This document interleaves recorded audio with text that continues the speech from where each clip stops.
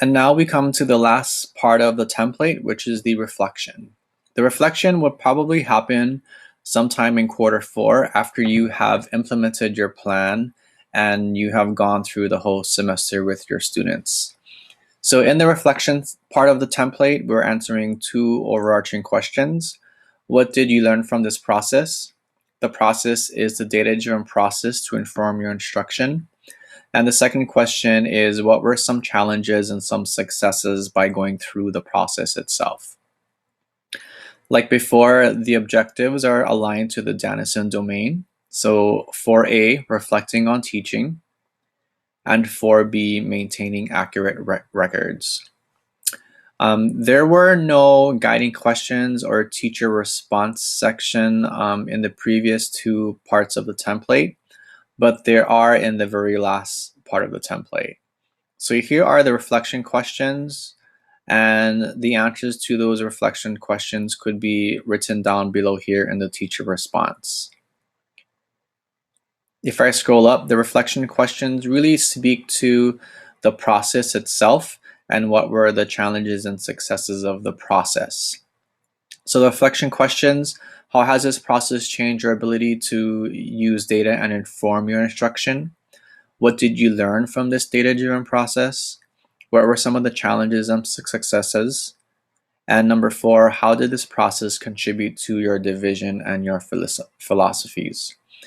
So as you think about the process and reflect on it, think about from the very beginning where you identified your data, you analyzed your data. Think about how you chose the instructional shift and how you planned for that shift in terms of learning activities, student learning outcomes, how you incorporated the VEO. Don't just focus on the student learning data before and after. Reflect on the whole process itself of using the data to inform your instruction.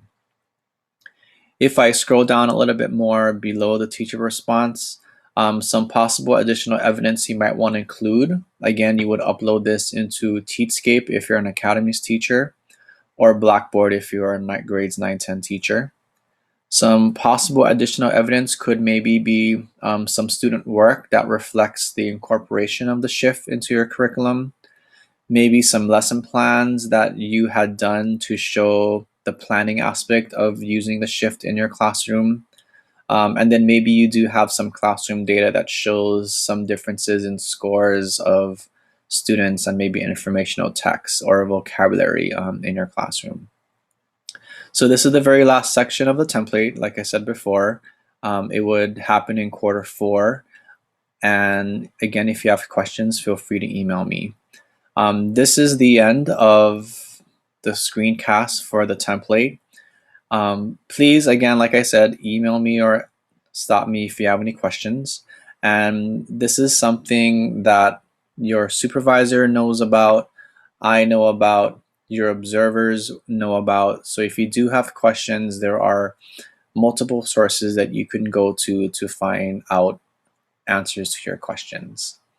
Again, good luck, and I'll see you later.